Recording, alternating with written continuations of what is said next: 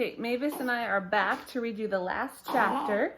It's called Arthur's Good Idea. So Arthur maybe gets to have a little chance to shine.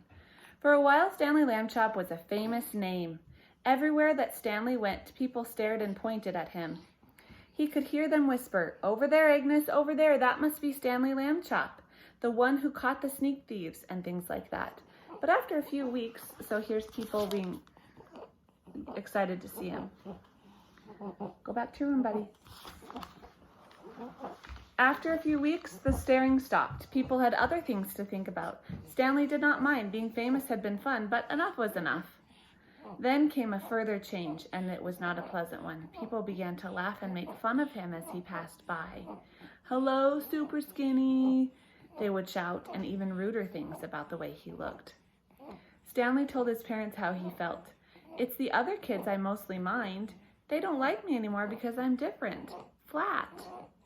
"Shame on them," Mrs. Lambchop said. "It's wrong to dislike people for their shapes, or religion, or color of their skin."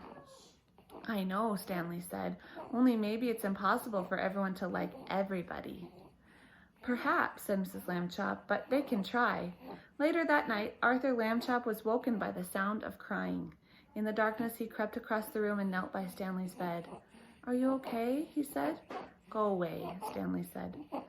"Don't be mad at me," said Arthur. "You're still mad because I let you get tangled the day you were my kite, I guess."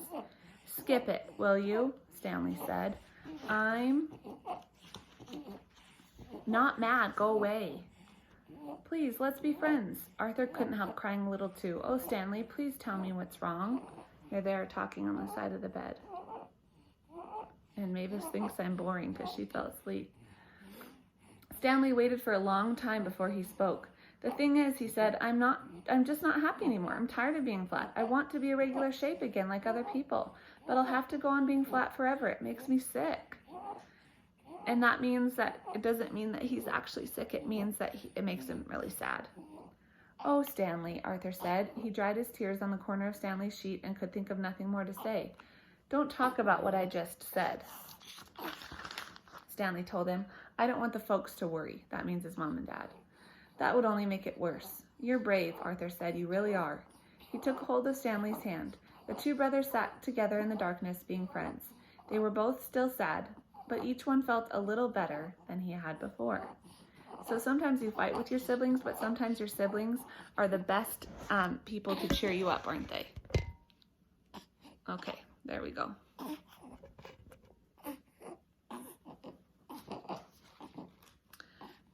And then suddenly, though he was not even trying to think, Arthur had an idea.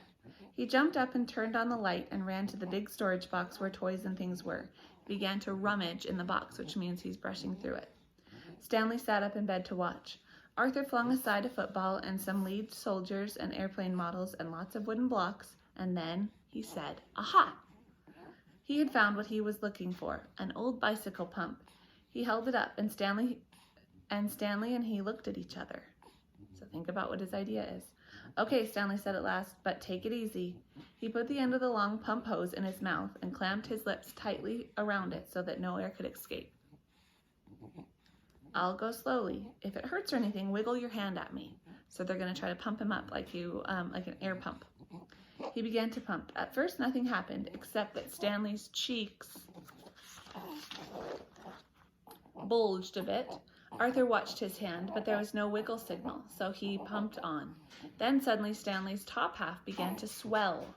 So swelling means it's getting bigger, like it's filling. It's working," shouted Arthur, pumping away. Stanley spread his arms so that the air could get around inside him more easily. He got bigger and bigger. The buttons on his pajama top burst off. Pop, pop, pop.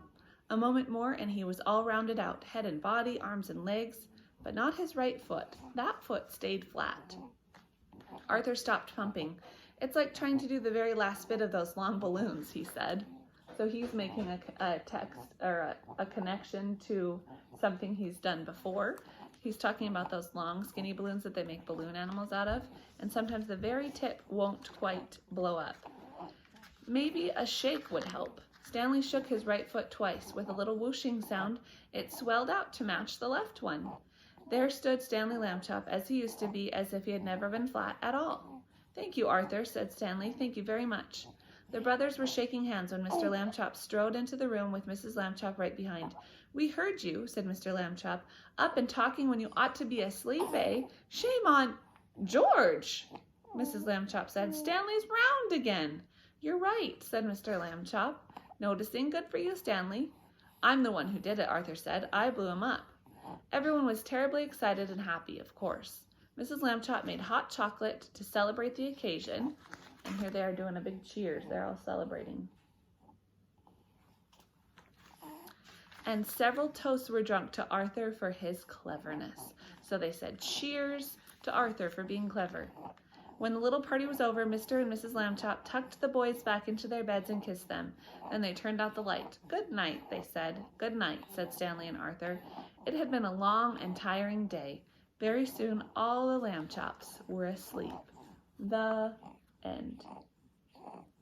And then, if you look, you can see the next book called Stanley Flat Again. So Jeff Brown, the author, wrote a sequel that there's a little preview of. So if we have time on maybe Tuesday, maybe we'll read this one on our Zoom call. So we'll have a Zoom call on Tuesday to go over some of the parts of the packet. So answer your Chapter 5 questions about what happened. If you need to go back, you could kind of rewind through the video to get to that part, or you can look at it on Epic. Okay.